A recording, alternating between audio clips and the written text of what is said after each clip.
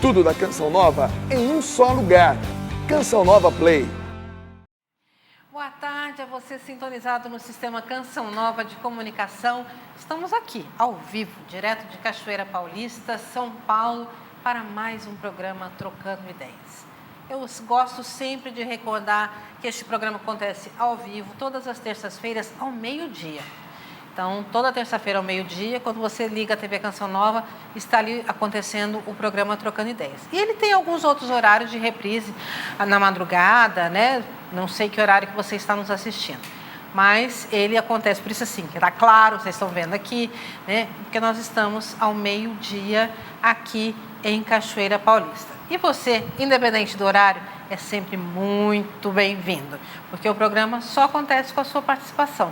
Ele é feito através das suas perguntas, dos seus questionamentos, das suas dúvidas, aquilo que você gostaria de aprimorar na sua fé, no seu conhecimento da igreja, né? E de tantas outras realidades que a gente tem vivido nesse tempo. Então, você já pode participar conosco através do Facebook, /Trocando Ideias, mandando aí a sua pergunta, também por e-mail, né, o trocandodeias@cançãonova.com, por telefone, você liga no 12 31 86 26 00, que também é o WhatsApp, e também por carta, programa Trocando Ideias, Caixa Postal 57, CEP 12.630 000, Cachoeira Paulista, São Paulo. Então, você aqui só não participa se você não quiser. A sua forma de participação é bem-vinda, seja ela qual for. Tá certo? A gente sempre gosta de lembrar que a Canção Nova vive, né, ela nasceu e vive da providência divina, que se manifesta através dos nossos sócios. Hoje, né, nós estamos aí no meio do mês de fevereiro, nós estamos com 52% do total necessário para o pagamento das nossas dívidas, cumprir com tudo aquilo, com os compromissos do mês de fevereiro atingidos. Então, nos faltam 48%. Ah, estamos na metade do mês. Estamos na metade do mês, mas nós temos aí o carnaval, nós temos feriado e o mês de fevereiro tem uns dias a menos. Então, nós precisamos pedalar bastante, arregaçar as mangas e trabalhar para alcançarmos os 100% até o final do mês. Então, você que ainda não é sócio, pode entrar em contato conosco no clube.cançãonova.com ou também pelo telefone 12 31 86 26 00 e fazer ali o seu cadastro. Você que já fez, né, e pode fazer o seu algo a mais, é muito bem-vindo. Vamos lá começar o nosso programa. Bem-vindo, professor. Muito obrigado. Animadíssimo para o carnaval, né? Hein? O senhor está animadíssimo para o carnaval, né? Muito. Eu estou animado com as palestras que eu vou ter que fazer. Duas em Lavrinhas, uma em Aparecida, outra aqui. Então, mas tá agitado, né? Tá com a agenda cheia no carnaval. Mas é bom, o carnaval é bom para isso, né? A gente tem que trabalhar, tem que fazer a nossa parte também, né? É verdade. Então... É bom, é uma oportunidade boa do povo que tem. Dá uma parada, o pessoal pode parar, pode fazer um retiro espiritual, né? Tem essa outra opção, né? Então, porque às vezes a gente pensa só nas opções que o mundo dá, então, mas... A casa de Lavrinhas vai estar cheia de gente, né? Vamos estar lá pregando no sábado de manhã. Que bom. Tá bom. E aqui também em Cachoeira, viu, gente? Quem quiser ainda dá tempo, vem aqui para Cachoeira, porque o acampamento Vem Louvar está aí, né, a todo vapor. Venha participar aqui, né, vai ter um carnaval diferente. Ivana Brandão. Boa tarde. Vai botar seu bloco na rua? Eu pulo aqui na Canção Nova. Baiana que eu sou. Boa tarde, professor Felipe Aquino. Boa tarde, você que acompanha a TV Canção Nova nesse dia bonito de sol, né? Depois de tanta chuva. Aí o nosso coração unido a tanta gente que sofreu com as chuvas nesses últimos dias. Aqui em Cachoeira Paulista a gente viveu uma pequena estação invernal. Semana passada as crianças saíram de blusa de frio para a escola, mas graças a Deus estamos aí em pleno verão. Estamos, e bem animados, né? Esperando você aqui na Canção Nova para esse feriado de carnaval. Até mesmo para as crianças, né? Então venha, vamos já ajudando os nossos pequenos, né, nessa mudança de mentalidade, que também não é só festa, não é a festa da carne mesmo, mas que a gente pode viver um carnaval alegre, né? Esse tempo de feriado, aí mais alegre, mas também na presença de Deus. Então, venha aqui para Canção Nova nesses dias, tá certo? Ai, gente, olha, antes também, porque a gente já está em carnaval, já vai, na semana que vem já é quarta-feira de cinzas, eu quero lembrar, antes da gente começar as nossas perguntas aqui, sobre o Retiro Popular. Porque na quarta-feira de cinzas a gente já começa a quaresma e já... Obrigada, professor. Primeiro domingo, né, que é o primeiro domingo da quaresma, após a quarta-feira, já começa o Retiro Popular. Então, está aqui o retiro, que é um retiro preparado por Dom Alberto Taveira já há mais de 20 anos, bem mais, que nos ajuda a viver bem a nossa quaresma. E agora, como está aí, chegando, dá tempo de chegar na sua casa. Você pode ligar e pedir ou entrar no loja.cançãonova.com. E ele, nesse finalzinho aí, ele está em promoção. Ele era R$ 9,90, ele está saindo a R$ 7,90. Pense bem, R$ 7,90, um retiro, para você viver a quaresma e chegar tinindo na Páscoa, vale a pena, hein?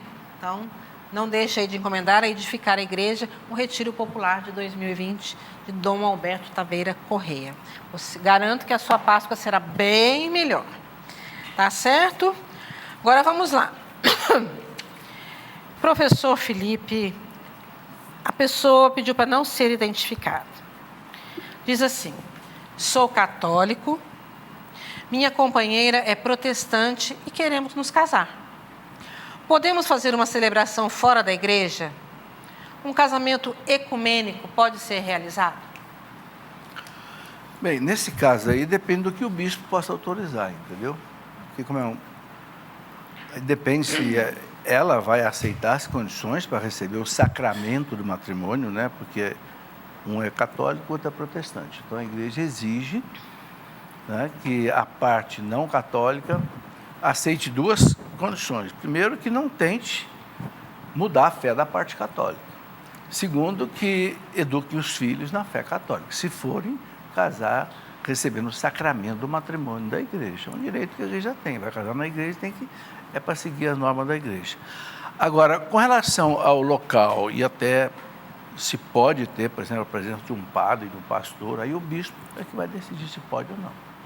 É uma questão pastoral. É, uma questão pastoral. Então, cada diocese também às vezes tem o bispo seu... até autoriza que possa se casar num ambiente fora da igreja, do templo católico. Mas aí o Código de Direito Canônico deixa uma liberdade para o bispo para ir estudar cada caso. Então, a melhor coisa é você buscar o seu pároco, né, e ali ver a orientação da sua igreja local, a partir disso, e chegar a um acordo aí com a sua companheira, como você diz, né, a sua namorada, a sua noiva, não sei, a respeito disso, dessa celebração, né? Eu acho que seria bom evidenciar uma coisa que o professor Felipe Aquino falou e que muitas vezes a gente não sabe muito, né? Quando a gente fala de casamento misto, casamento com disparidade de culto, né? A igreja, ela dá essa possibilidade, porque ela é mãe dos seus filhos, né? Porque ela não vai impedir o casamento, mas de tornar de fato aquela união um sacramento para a parte católica. Não é isso, professor? E eu achei bem interessante porque é preciso uma autorização do bispo. Então, assim, não é uma coisa... né? E uma coisa que eu notei na pergunta, que eu acho que aí você que fez também tem que se questionar, porque, assim, por que não na igreja católica também? Né? O que está por trás disso? Né? Porque a gente sabe que a religião é muito importante na vida a dois. Com certeza. Né? É algo que vai seguir a vida toda da vida de um casal. Então, é bom mesmo você conversar com a sua noiva, com a sua namorada, colocar os pontos, porque a gente vê que existe depois uma indiferença religiosa que pode crescer na vida de um casal. É um risco também, isso tem que estar pontualizado, né? Porque, eu não vou ter mais um crucifixo dentro de casa porque eu casei com alguém que é da religião protestante, eu não vou poder mais ir nas minhas missas, frequentar a igreja como eu frequentava antes. Então, é super importante que isso fique bem claro, né? Para começar um casamento. Caro, né? Verdade, entendeu? Então, tem que estar tudo é real. Previamente. A gente precisa sempre estar... Esse tempo de namoro, de noivado, ele é muito importante E às vezes a gente não leva muito isso em consideração. Para esse conhecimento, para essa troca aí de experiências, mas também de futuro, o que a gente espera junto, né? Verdade. E a gente vai levando e esquece que para nós, católicos, o casamento o matrimônio é um sacramento. Então ele não é apenas ali, a gente não vai lá com uma coisa social. Verdade. Né? Ela é um sacramento e ela tem, como sacramento, ele tem os deveres a serem observados. O professor Felipe aqui não falou. A educação dos filhos. Sim, Né? na fé da igreja. A fé católica. E a parte que não é católica, não tentar mudar a fé da parte católica. E é importante dizer, hoje está crescendo muito o número de casamentos mistos, né? Porque os protestantes estão aumentando em número, então está havendo muito casamento. Então é preciso lembrar bem para os católicos o seguinte: para o católico só é lícito se casar recebendo o sacramento do matrimônio. Mesmo que seja a celebração fora da igreja, mas tem que haver a recepção do sacramento do matrimônio, com todas as exigências que o sacramento coloca, as 3 perguntas que o padre faz, etc. Toda a fórmula ali, né? Isso celebrado por um sacerdote ou um diácono, um professor, ou, exemplo, um pastor evangélico vai conferir um sacramento do matrimônio? Não, aí a igreja exige ou um diácono, né? Ou então um ministro da igreja católica. Porque ele é a testemunha da igreja, né? Presente ali. O bispo pode até autorizar que haja, por exemplo, um pastor e tal, mas a celebração, por causa da parte católica, é feita por um ministro católico. Ah, ótimo. Então, vamos lá. Ivana, Márcio Rogério. Por conta da quaresma, temos o costume de fazer propósitos penitenciais. E, por vezes, não conseguimos cumpri-los. É pecado grave descumprir essas promessas? Vamos lá. Tudo depende do que você combinou com Deus. Voltamos lá, o combinado não sai caro. É verdade, né? Então, a gente sabe que quando eu vou me preparar, exemplo, ele trouxe a quaresma, ou muitas vezes as pessoas fazem... Eu lembro que minha avó fez uma penitência e quem pagou, para minha mãe pagar a promessa. Minha mãe teria que sair da Bahia, era dela, mas era minha mãe que tinha que fazer. Né? Mas tudo é o que foi combinado com Deus. Né? E é íntimo, a igreja ela resguarda muito esse lugar íntimo entre você e Deus. O que você acordou com Deus? A sua intenção é essa promessa que eu quero fazer com Deus, ela é um pacto que, se eu não fizer, é grave. Ou não. Eu vou, mas, vamos dizer assim, o que eu acordei com Deus não é tão assim, tão forte. E aí, se a gente não cumpriu, seria bom a gente ir procurar um padre e dizer: o padre, olha aqui, ó, eu falei para Deus que eu ia fazer penitência na quaresma de carne, mas eu não consegui. Para mim, o meu propósito era fazer o tempo inteiro, mas eu fui infiel. E o padre, né, olhando, qual foi a sua intenção? A sua intenção foi qual? É isso que é importante. Ele vai com você julgar se for um pecado grave ou não. Estou certo ou estou errado, professor? Sim. É lícito fazer promessa, né? Mas você tem que cumprir, né? Tem que cumprir, é verdade. Se a gente promete... E ela é pessoal, né, professor? Se a gente promete uma coisa com uma pessoa, a gente tem que cumprir, questão de palavra, né? Com Deus é mais importante. Então, aí as pessoas precisam pensar bem antes de fazer a promessa. Né? Às vezes faz de maneira muito impulsiva, né? A gente entende, né? Às vezes a pessoa tem uma dificuldade muito grande. Era emoção, né? Emoção, no sofrimento também, né? Verdade. E depois, às vezes, fica difícil para cumprir. Mas é isso mesmo que você falou. Eu sei que é um artigo raro, um diretor espiritual. Eu estou à procura de um já tem um tempo, mas normalmente se pede mesmo que uma penitência seja acordada com o seu diretor espiritual. É ele que vai dizer assim, ó, isso aí está na medida correta. Exemplo, uma pessoa doente que diz que vai fazer uma penitência no tempo da quaresma, que ela não pode fazer. Né? Uma pessoa que tem uma doença, né, uma diabetes, alguma coisa assim, que acompanha sempre. Então, tem que ter uma pessoa que vai te ajudar a criar esse... A discernir também, né? É verdade. O que é possível, o que não é, porque não basta ter boa vontade, né? A gente tem que ter condições... Tem que ter constância. Isso também é o objetivo da penitência também, né? Essa constância, essa luta, saber qual é o meu limite para saber o que eu posso dar a Deus. Professor, e pegando esse gancho da Ivana com a avó dela, né, esse negócio, a avó faz promessa para o outro pagar. Antigamente acontecia muito isso. Hoje já não acontece mais, né? Que até o número de promessas diminuíram muito. Mas não, a pessoa não é obrigada a cumprir uma promessa que não foi ela. Ela não foi. Mas na cultura antiga, as pessoas cumpriam. No certo modo, é até bonito. Né? Você vai pelo respeito, porque geralmente né? É pai, mãe, é vó. E antigamente a questão era colocada assim com questão de obediência mesmo, aí cumpria, né? Mas hoje as coisas mudaram um pouco, né? Hoje mas se você passar na faculdade, eu prometi para Nosso Senhor, você vai andando até a Aparecida. Era o tipo de promessa. O bem vai ser para você, mas eu que fiz, mas você que paga. Ai, Jesus, vamos lá. Esse também pediu para não identificar, professor. Quando fui me confessar, arrependida de todos os meus pecados, me emocionei tanto que não consegui contá-los todos. Chorei muito e consegui falar alguns. O padre, vendo a situação, me deu absolvição. Esta absolvição vale também para os pecados que eu não consegui falar? Se ela não escondeu de propósito, de má fé, a confissão perdoa tudo, né? Porque a confissão, quando a pessoa realmente está contrita, está arrependida, que nem o filho pródigo, né? Ele quis confessar os pecados, o pai não deixou. Né? O pai, num abraço, né? Porque mais do que perdoar os pecados, a confissão perdoa o pecador.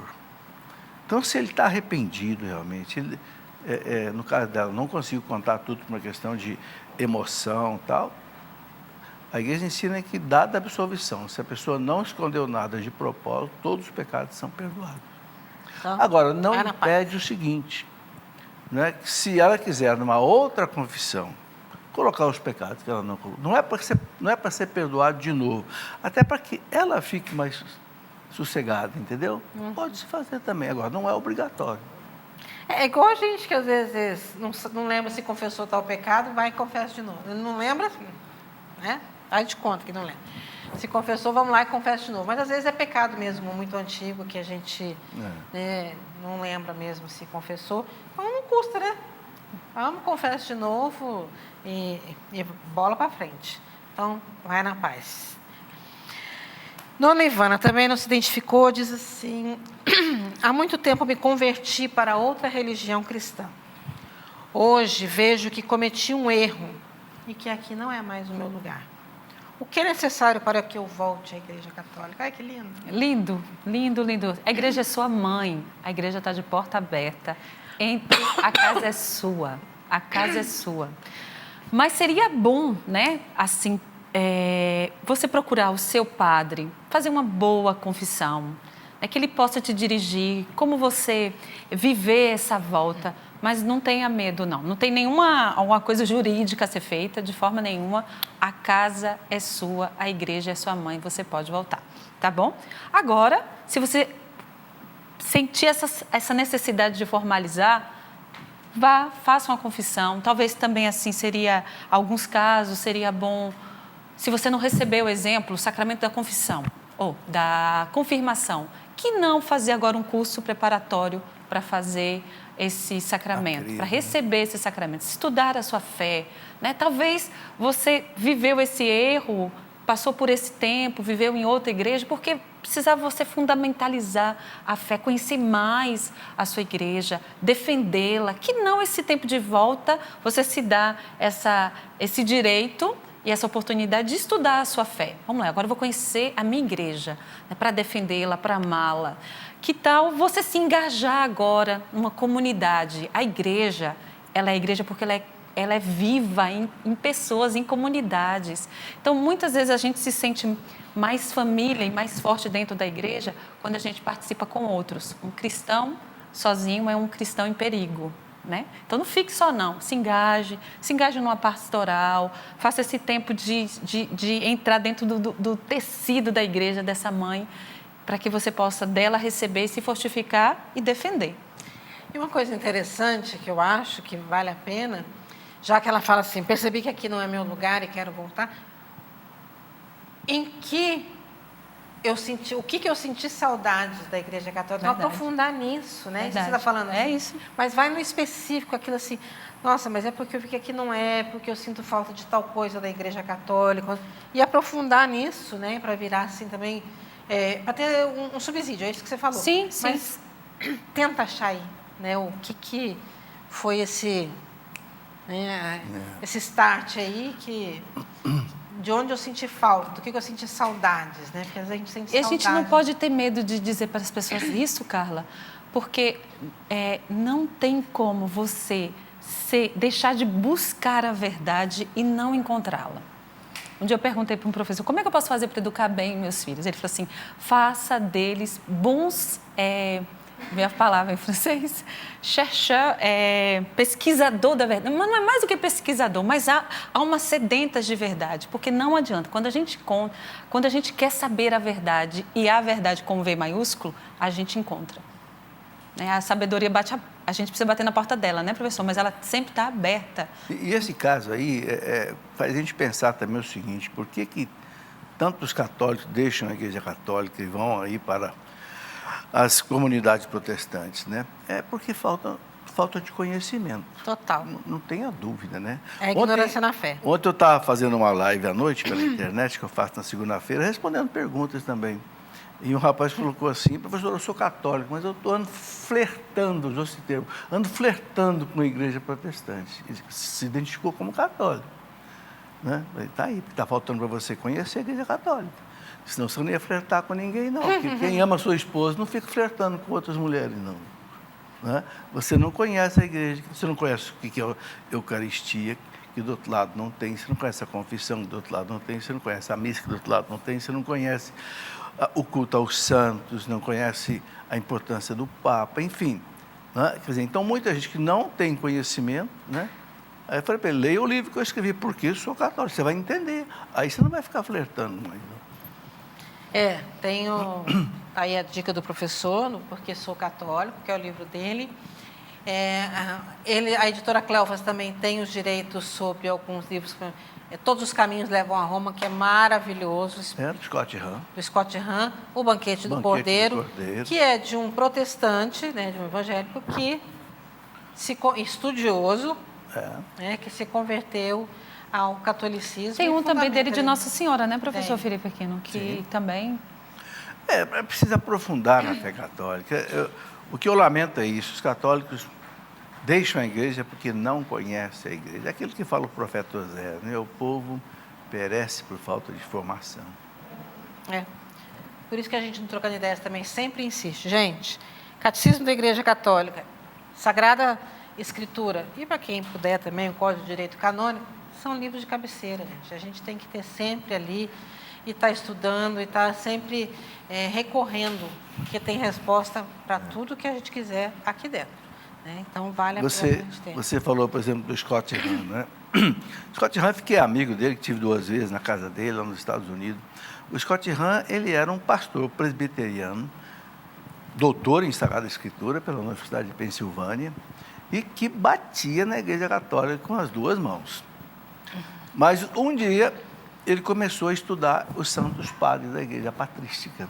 E a esposa também, né? Também estudiosa. A esposa foi, na verdade, demorou aí uns 5 anos para se converter, mas converteu. Mas também era estudiosa, ela também era... Aí ele estudando a patrística, os santos padres, São Jerônimo, Santo Agostinho, etc., tal, ele viu, não tem condição. A igreja nasceu lá, né? Primeiro século. E aí, depois, assistindo à missa, é que se converteu de uma vez, né? Então, é isso que falta, né? Falta as pessoas terem essa bagagem mínima. E o interessante é isso, porque ele fundamenta em estudos e tudo. Então, vale a pena também a gente investir também na leitura aí. Mas vamos lá. Professora, a Claudiane quer saber assim, a unção dos enfermos e a extrema unção são o mesmo sacramento? Trata-se de um ritual de cura? Não, é um sacramento. O catecismo chama a confissão e a unção dos enfermos de sacramentos de cura. Mas não é uma simples oração de cura, é um sacramento que tem como eficácia também a cura da pessoa. Então, antigamente se chamava de extrema unção. depois do Concílio Vaticano II, corretamente para se chamar de unção dos enfermos, porque não é para despachar a pessoa para morrer bem, para a né? eternidade. Não, é para curar. Muitas pessoas recebem a unção dos enfermos e ficam curadas. Né? E é para isso mesmo. E a gente deve preparar as pessoas que estão doentes, precisando da unção, que recebam sem medo da unção. Porque a unção não é para... Claro que se tiver... a igreja ensina que se for da vontade de Deus que a pessoa já vá para Deus, então a unção prepara para a morte. Tira o medo da morte, perdoa os pecados. É fundamental, né? Agora, uma coisa que é importante é o seguinte, o catecismo deixa bem claro, a unção não pode ser dada para qualquer jeito. A condição para alguém receber a unção dos enfermos é que o médico diga que a pessoa começou a correr risco de morte. Então, não é qualquer gripe aí, não é qualquer resfriado que já vai poder, qualquer dor de barriga que vai dar unção dos enfermos. Não. Se a pessoa começa a correr risco de morte, o médico diz, olha, a partir daqui, ela corre risco. Então, aí deve-se chamar o sacerdote ou só o sacerdote para dar unção nos enfermos. Em caso de cirurgias... Aí também a igreja coloca o caso de pessoas idosas que vão passar por uma cirurgia, aí, há risco de morte, aí pode receber a unção antes. É porque tem o risco aí. Eu fui fazer uma cirurgia de ombro no ano passado, o padre Roger deu unção dos enfermos, já estou com 70 anos. O senhor não é idoso, tá? Ah, não, 70 anos, já estou, faz 10 anos, estou naquela filinha especial do banco. Né? Verdade. Mas é verdade, porque você não sabe o que pode acontecer numa anestesia, não é? Sim. Cirurgia de 2, 3 horas, às vezes. Então, aí a pessoa idosa que vai se submeter a uma cirurgia. Agora, não é o caso de qualquer cirurgia também, entendeu? Ela menciona aqui uma palavra que eu acho que vale a pena a gente conversar, que é a questão do ritual. Né? Porque a igreja tem vários ritos. Não, o sacramento tem um rito. Todo sacramento tem um rito. Todo sacramento tem um rito. Né? Agora, tem sacramentais que também têm rito. Por exemplo, o exorcismo tem um rito do exorcismo. A bênção numa casa tem um rito, entendeu? Então, mas para a gente explicar para as pessoas em casa, o que é um rito? O rito é uma sequência que a igreja coloca para que tipo fórmula. O sacramento ou o sacramental seja ministrado. Tipo uma fórmula. Normalmente começa com o sinal da cruz, pode haver um canto, pode haver uma leitura do evangelho, pode haver uma reflexão, né? Depois aí vem a essência do sacramento, né? No caso do batismo, a infusão com água, ou então, no caso da crisma, a unção com o óleo do bispo, né? Porque tem um começo, um meio e um fim. Né? Porque, às vezes, quando se fala muito em ritual, as pessoas já começam a fantasiar, né? Sei. Tem aquelas coisas, aquelas fantasias, assim, de que ritual é uma coisa... Então, não, para a igreja é o rito... Talvez você não use a palavra rito, né? Que o rito é o quê? É uma sequência que não pode ser alterada. Tanto que dentro da celebração da Eucaristia, da missa tem isso, né? O rito da comunhão, o rito da palavra, porque é todo sacramento tem que... Né? E muito bem determinado, tanto assim que o Vaticano, né, tem a Sagrada Congregação para a disciplina dos sacramentos. Né? Porque e tem um manual próprio para celebrar cada um dos sacramentos. Né? Isso é bonito não pode porque... ser alterado a bel prazer. Isso é bonito que mostra uma ordem, né? O sacramento ele é conferido numa ordem. Exatamente. Ele é conferido numa ordem de tempo, numa ordem de idade, numa ordem de situação. E em ordem. Isso é bem bonito. Não, e ali tem muita sabedoria, né? Você vai ver coisas que vêm lá, às vezes, do 1º, 2º, 3º século, né? Que a igreja guardou. Então, o rito não é uma coisa assim, fria. Não. Ele é quente, ele tem uma substância que a tradição da igreja trouxe, o Espírito Santo trouxe até hoje. Por isso a igreja conserva. A gente conserva aquilo que tem valor. Aquilo que não tem valor, você não conserva. Sim. E a gente vê a importância da instituição, vamos dizer assim, né? Porque os ritos, eles não são atos normativos, vamos dizer assim, chegou agora um papa, não gostei desse, vamos fazer outro. Né? Tem que ser do meu gosto, é assim, eu quero que seja assim, um rito da consagração agora.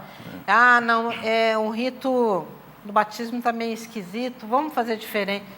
Ou um padre, né, que queira mudar, não gosto desse jeito, vamos fazer. Não, é a igreja, é a instituição, existe ali um rito, uma regra, né? E isso em qualquer lugar do mundo. Né? E é importante dizer, cara, por que a igreja muda muito pouco as coisas? Porque quando ela faz uma coisa, ela faz bem feito. Você vê, esse catecismo aqui, levaram 6 anos para ficar preparado. Que a gente chama de novo catecismo até hoje. O Papa, em 1985, João Paulo II fez aquele sínodo dos 20 anos do concílio, e os bispos pediram a ele um novo catecismo, ele concordou. Ele convocou 12 cardeais, 6 bispos, quem presidiu foi o cardeal Ratzinger, que depois fez 16, e eles demoraram 6 anos. E não foi fazer uma coisa nova, não, eles atualizaram o catecismo antigo de Pio V. 6 anos. Quando a igreja quis fazer o Concílio Vaticano II, foram 3 anos.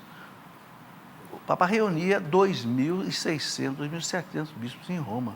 Foi preciso construir locais em Roma para abrigar os bispos. 3 anos de trabalho. O Concílio de Trento demorou 18 anos. Quer dizer, quando a igreja... Mas também, você vê, depois do Concílio de Trento, só teve um concílio 300 anos depois. Tão forte que foi o Concílio de Trento. Quer dizer, então, a missa que a gente reza hoje, participa, é a mesma missa do primeiro século. Apenas a missa lá que São Justino, no ano 155, já descrevia como é que era. Porque há uma riqueza que o Espírito Santo trouxe aí que conserva, né? O que é bom não muda, não, né? Não muda. Não está aí o bombril, não está aí o lápis. Tá, Inventaram 1000 maneiras de escrever. Quando foi lá na Lua, a gravidade não fazia descer a tinta, porque não tem gravidade, que resolveu não foi o lápis. Foi o lápis. O velho e bom lápis. O velho lápis. Eu gosto muito de lápis também. Prefiro o lápis do que a caneta. Ivana, vamos lá agora com conhecimento de causa, hein? Vamos lá. Eu espero. A Denise de Mano e o Igor Luiz perguntam: é possível a igreja voltar a ter diaconisas como no início do cristianismo, conforme escrito na carta aos Romanos? Qual o papel do diácono na igreja? Desde quando sua função foi instituída? Meu Nossa. Deus.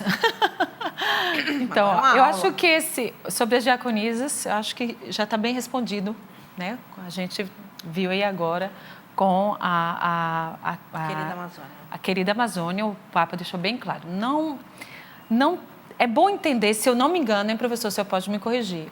Essas diaconisas escritas nas cartas de São Paulo, se eu não me engano, não eram diaconisas não eram ordenadas. Era um serviço. Não tinha o sacramento. Não tinha o sacramento, né?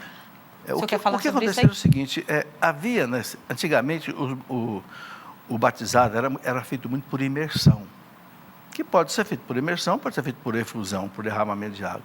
Então, quando, por exemplo, ia mergulhar uma mulher na água, com vestido, tudo, a questão até de decência, então essas diaconisas é que faziam isso. Você entende? Cobriam com uma toalha tal, depois, mas elas não recebiam, porque a palavra diaconisa quer dizer o quê? Serviço. Né? Seu marido é diácono, você sabe muito bem. Elas recebiam o nome, mas não a ordem. É interessante que agora o Papa Francisco convocou uma comissão teológica para estudar e eles chegaram a essa conclusão.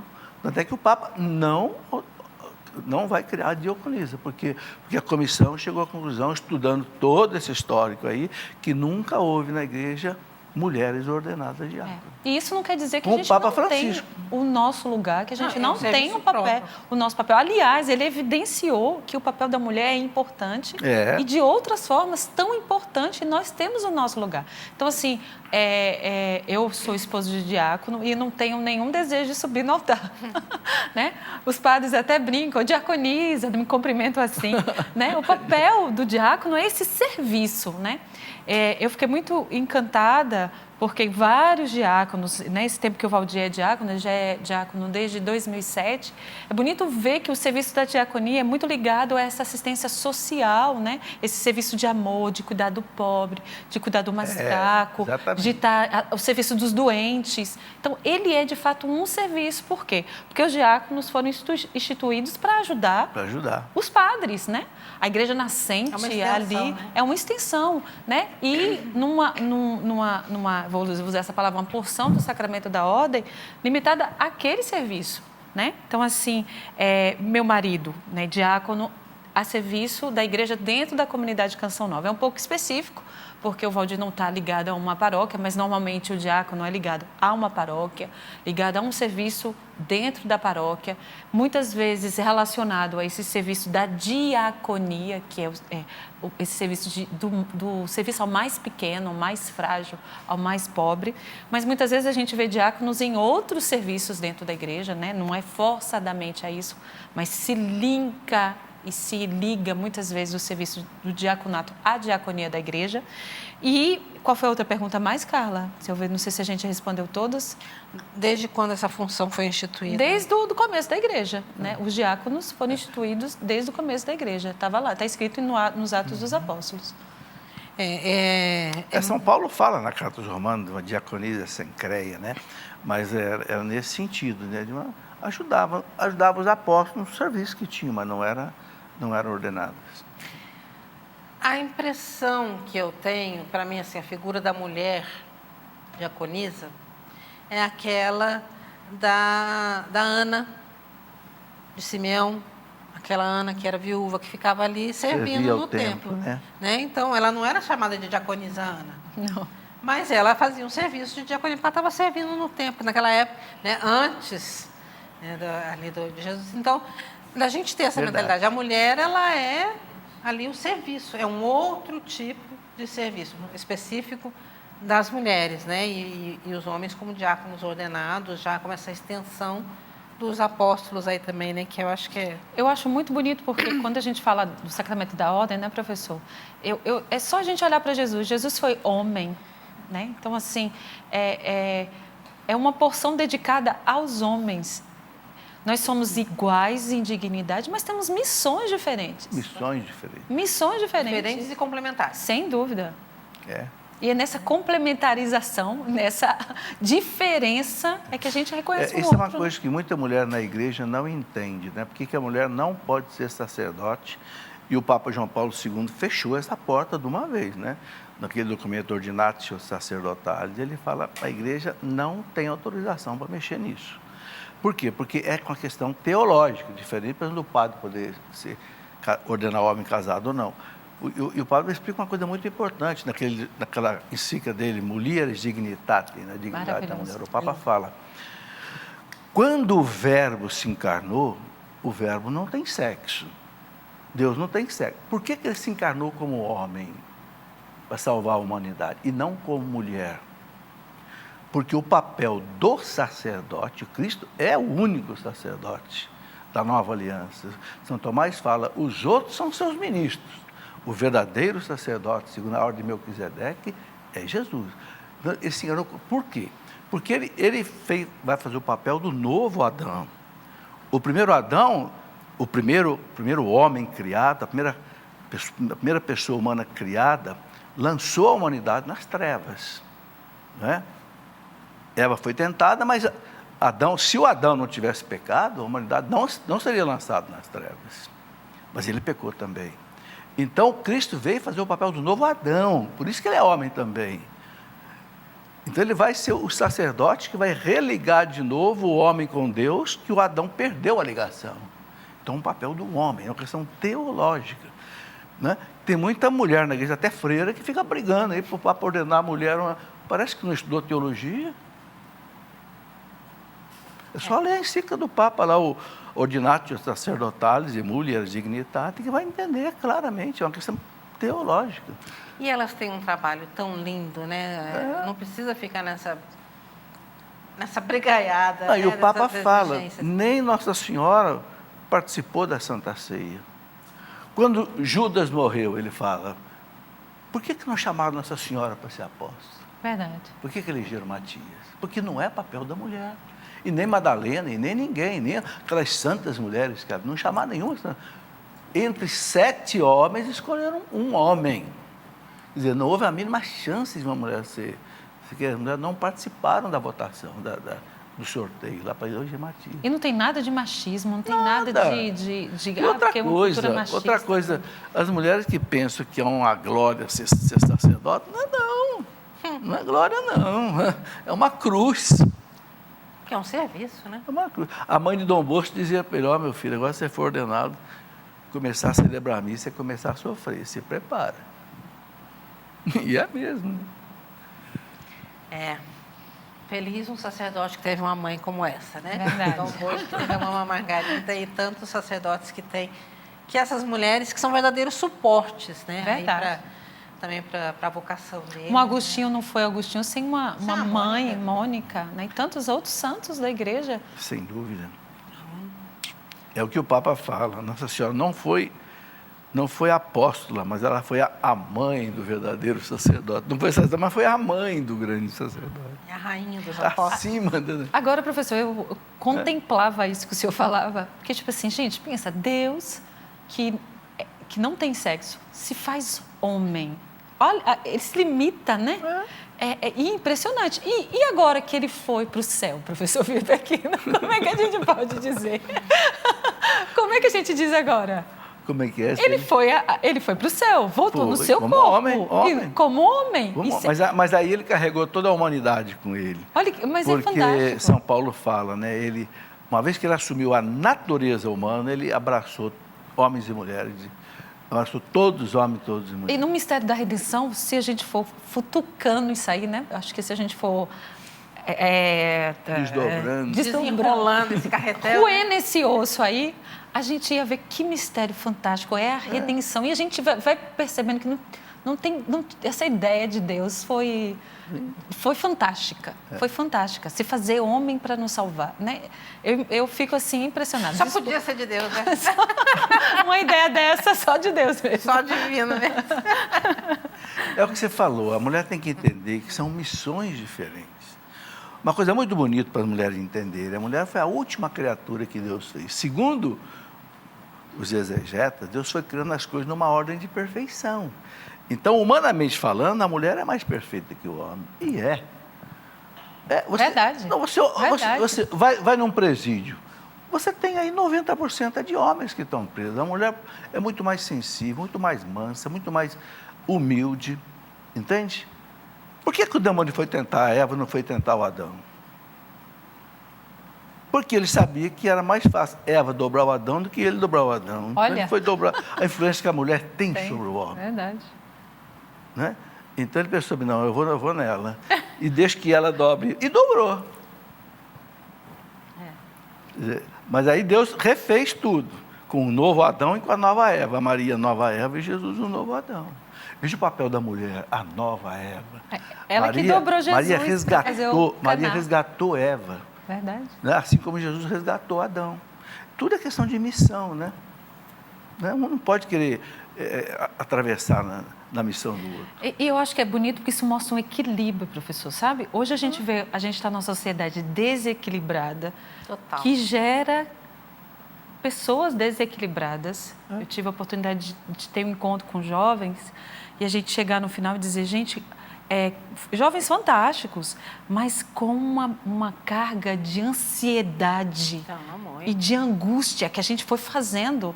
Né? Eu perguntei para o psicólogo, mas como é que a gente chega nesse ponto? Eu falei assim, Ivana, é fácil. Hoje cada um tem sua vida isolada, com um telefone, com uma tablet. Vive-se a pressão da sociedade. Você tem que ser o melhor, você tem que ser o bom, o melhor aluno. Quando a gente chega em adultos que vivem crises profundas de pânico, de depressão. Então, assim, por quê? Porque a gente vai desequilibrando, a gente desequilibra, a gente chegou nessa sociedade angustiante, vamos dizer assim, né? Porque a gente vai desequilibrando, quer botar a mulher no lugar do homem e muitas vezes o que faz o homem? A gente vê... Que é uma coisa bem interessante. E sem contar que vem de famílias desestruturadas. Sim, sem dúvida. Mas uma coisa interessante, sabia que hoje os homens têm dificuldade de galantear uma mulher? Né? É verdade. Porque é assédio, tudo é assédio. Mas assim, mesmo se não for aí, Carla, Sim. mas o fato de saber falar com uma mulher. Não, eu nem digo que tudo é assédio, Sim. não quer dizer que tudo isso. Mas chegou nesse as ponto, mulheres é verdade. pensam para elas tudo é assédio, elas não sabem ouvir um elogio. Verdade. né? Elas não sabem, por que não? Porque está querendo alguma coisa. Então já fica, nós somos muito extremistas hoje, né? Em várias situações, e é complicado isso. Para mostrar que essa é tão importante. A igreja, não é que a igreja é machista, não é porque a igreja é um lugar de homem. Não, a igreja é cada vez mais... Não, cada um tem a sua missão diferente, a sua importância. E é tão bonito que Deus fez Adão encontrar Eva, e na hora que ele encontrou Eva, né, o primeiro uau do mundo... Ficou feliz da vida. Não, professor, ele se reconheceu. É. Ele disse, agora eu sei quem sou, eu sou um homem. Ele olhou para ele, olhou para ela e viu... não é igual a eu, não é. Ele olhou e disse, é diferente, agora eu sei quem sou. Então, quando a gente se coloca nesse lugar de contemplar a diferença do outro, a missão do homem, a missão da mulher, eu vou dizendo, cada vez mais que eu olho, devia ser assim, cada vez mais que eu contemplo um homem, daquilo que ele é, ele tem que remeter muito mais à minha pessoa. Eu sou uma mulher, inteira mulher, e tenho uma missão específica. É por isso que a tal ideologia de gênero é a maior catástrofe que pode haver para a humanidade. Sem dúvida. Porque realmente destrói totalmente a identidade masculina e feminina conforme Deus estruturou a humanidade. Então, os pilares básicos da humanidade, se quebrar esses pilares, a humanidade inteira cai por terra.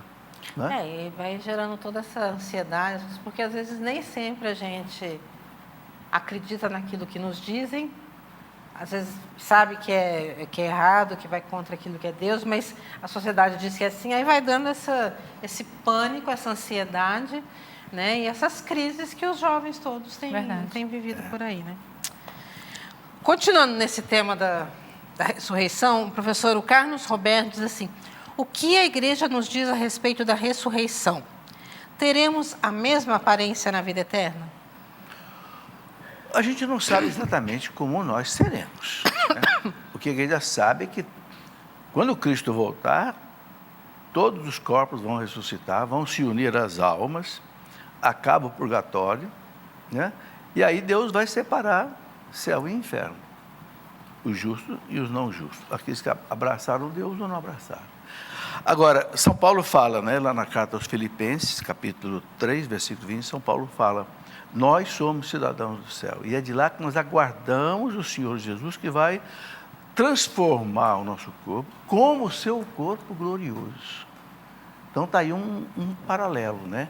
Quer dizer, o Cristo ressuscitou glorioso, triunfante. Nós também vamos ter um corpo glorioso, triunfante. Não sabemos com que idade isso vai ser, não sabemos. Vai ser a coisa mais linda que possa existir. Não vai precisar mais de cabeleireiro. Nada, de maquiagem.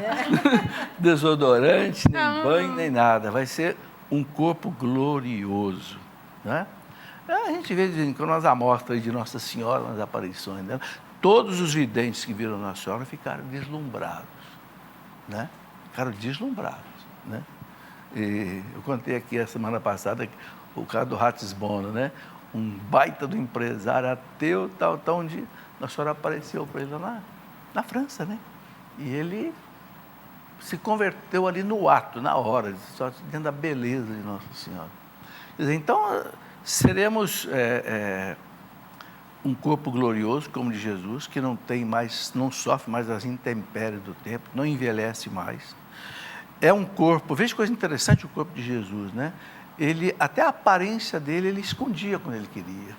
Os discípulos de Emaús eram discípulos dele. Não reconheceram. Madalena, no primeiro contato, não reconheceu, né? Quer dizer, é um corpo que, não sei, se de repente possa mudar de afeição, eu creio que sim. Nossa Senhora aparece no Japão de olhinho puxado. Aparece no México em forma de Índia. Aparece lá na França com uma francesinha, não é? A Salete, né? Ela apareceu como uma camponesa. A Salete, de Lubac, né? Uhum. Medalha. Quer dizer, então, a gente não sabe como é que vai ser, mas só vai ser só alegria. Não, só alegria, né? Olha, gente, pelo jeito nós vamos ser muito bonitos, viu? Então, Você vê, como é que São Paulo define o céu, né? Olhos humanos jamais viram, ouvidos humanos jamais ouviram, coração humano jamais sentiu o que Deus tem preparado para aqueles que o amam. Quer dizer, é inefável, não tem palavra para explicar, né? É isso, Dona Ivana. O que é transcendente, o que é do além, a gente não... Só chegando lá para saber. Verdade. É mistério, né? Tudo é mistério. É bom Com saber certeza é bom, né? que vai ser bom, né? Isso que eu acho que É assim, bom e bonito. que vai Não ser é barato. bom, que vai ser eterno, que vai ser uma plenitude que a gente não vai ter medida, né? Isso que eu acho que deve animar a gente para essa busca. Para essa busca de céu, vai ser sem medida. Sem medida. Em todos os sentidos. Antes da gente morrer, aqui, ó, Maria José, de Pernambuco, disse: por quanto tempo temos que guardar o luto de um parente?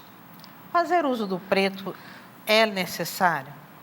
Quais as recomendações da igreja para este tempo dos familiares? Eu ainda não vivi nenhum luto, pessoalmente, da minha família, né? É bom saber que o luto não é só uma questão exterior, né? É bom os sinais, para alguns são importantes os sinais exterior, mas o luto é essa passagem que a gente tem que fazer, né, de se render conta mesmo, né? A pessoa não está mais ali. Então, reguardar os meus sentimentos, fazer memória e vida que toca para frente. Agora, o tempo, eu acho que é muito relacionado à história da pessoa, né? O que a pessoa traz em si. Eu acho que os nossos queridos que se encontram diante de Deus não quer ver a gente continuando sofrendo, né? A falta deles. Mas acho que o professor pode responder melhor. A igreja, antigamente, se usava muito luto, né? As mulheres colocavam o preto, mais ou menos 30 dias, às vezes uma semana. Os homens usavam a tarja preta no braço. Era um costume, né? Era uma cultura, né? E depois do Concílio Vaticano II, praticamente a igreja nunca exigiu isso, na verdade, nunca exigiu, né? A igreja sempre recomendou o quê? Rezar pela alma da pessoa que faleceu. Então, missa de sétimo dia e tal, mas o luto externo, em termos de cor e tal, não, né? É o que você falou, é mais interior, né? Eu não vou na semana que morreu um parente, eu não vou aqui ficar fazendo festa, não vou aqui, entendeu? Não, guardar aquele tempo de respeito pelo falecimento da pessoa. Acho que o mais importante também, né, professor, é viver bem o luto, né? Isso a gente sabe que isso é muito importante. Que a gente sofra, que a gente chore, que viva tudo o que precisa ser vivido nesse momento, né? Porque senão isso vai gerando algumas reações posteriores a gente por causa disso, porque a gente não se permite sofrer, não se permite sentir a falta, e a gente sente falta. O senhor ficou viúvo, o senhor não sente saudade da Zila? Claro. Né? Tudo bem, não está aqui mais chorando, né? Mas sabe que ela já com certeza está em Deus, mas a falta a gente sente. Então, mas viver isso bem, de não ficar se martirizando. Agora, essa coisa do preto é mesmo, assim, eu sempre tenho isso, porque eu sou a primeira neta e eu nasci exatamente 2 meses depois que faleceu um irmão da minha mãe com 20 anos. Faleceu de acidente de carro naquela época. Se a gente pega as minhas fotos de até 6 meses, tudo preto. Família inteira de preto. Só tinha eu ali, né? De rosa. É preto e branco as fotos, não sei. Mas todo mundo de preto, no batizado, né? Meus avós, minha mãe, tudo de preto. Não, o povo antigo era religiosamente. Não tinha essa coisa. Era cultura, né? E tanto que, professor, se eu não me engano, existem cidades aí, tem uma cidade portuguesa, se eu não me engano, ali perto de Nazaré, onde as viúvas, em tradições, elas se vestem de preto. Até hoje, Até hoje. As senhoras mais idosas. Desde que ficaram viúvas, elas só vestem preto. Então, são tradições, mas eu acho que o importante é isso mesmo, é o coração, né? É aquilo que a gente vive e que precisa ser bem vivido nesse tempo. Mas o importante é também a gente rezar pelos fiéis defuntos, né? Como a gente diz. E o mais importante é fazer pela pessoa o que pode fazer enquanto ela está viva. Verdade. É o mais importante. Viver bem, né? Para depois não... Depois não ter até arrependimentos, né? Remorsos, né? de não ter feito tantas coisas que podia fazer. Né? O tardo remorso, já dizia o Padre Léo, é um trem que é complicado, né? É porque a gente não vive bem enquanto a gente está com a pessoa aí em vida. Então, vamos viver bem com os vivos, para que depois de mortos a gente só reze aí pela alma para a sua salvação. Mas, bom, eu penso que as outras perguntas aqui estão muito fora do nosso tema de hoje, né, que a gente está terminando, mas a gente ainda tem um finalzinho do programa. Eu quero lembrar que nós estamos com 52% do nosso projeto Dai-me Almas arrecadado neste mês de fevereiro, e uma das maneiras mais recentes que nós temos aí de contribuição é através do cartão de crédito. Então, você que não é sócio da Canção Nova e que deseja fazer uma doação, você pode fazer pelo seu cartão de crédito. Você que é sócio também pode alterar a sua contribuição via cartão de crédito. É só você entrar em contato conosco, tá aí o telefone no 3186 2600 e pedir essa alteração ou fazer a sua contribuição. Quem faz a alteração aí da contribuição para cartão de crédito vai receber em casa um pedacinho da Canção Nova, que é aqui, ó, a miniatura do Santuário do Pai das Misericórdias. Quem está aqui? Felipe. Que é essa miniatura, você em casa, eu já vi gente que leva no carro, você deixa na bolsa, porque, Felipe, 1, 2, 3, atrás, você tem aqui a oração do Pai das Misericórdias e a oração da Pietà, que você pode rezar aí também diariamente ou quando, né, você quiser. Então, está aí um recorte da Canção Nova. Na Canção Nova, você que, né, faz aí a alteração da sua contribuição para cartão de crédito, recebe em casa essa miniatura aqui do santuário, tá certo? Então, e, é claro, ajuda a Canção Nova na manutenção, né, da evangelização por tantos meios que a Canção Nova tem aí e que nós temos para evangelizar. E precisamos cada vez mais, diante de tudo que a gente conversou aqui hoje, de ver esse mundo, né, tão desordenado, arregaçar as nossas mangas e trabalhar bastante pela evangelização. Lembrando, venha passar o carnaval aqui na Canção Nova, acampamento Vem Louvar, já a partir de sexta-feira, e você termina na quarta-feira de cinzas com a missa das 7 da manhã, já recebendo aí as suas cinzas para viver bem a sua quaresma. Professor, muito obrigado. Por nada, eu que agradeço por ter participado mais uma vez. Ivana Brandão, é sempre uma alegria ter você aqui. A gente fica aí nessa troca de ideias e de figurinhas. Obrigada, Carla. Obrigado, professor. Obrigado você que acompanhou. E eu desejo para você uma boa subida em direção à Páscoa, né? Vamos entrar nesse tempo de quaresma sabendo que a gente vai chegar à Páscoa. Até. A gente se encontra aí durante a programação da Canção Nova e no próximo programa Trocando Ideias. Tchau.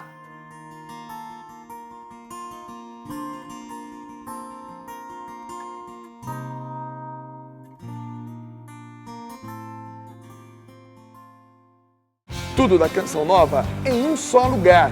Canção Nova Play.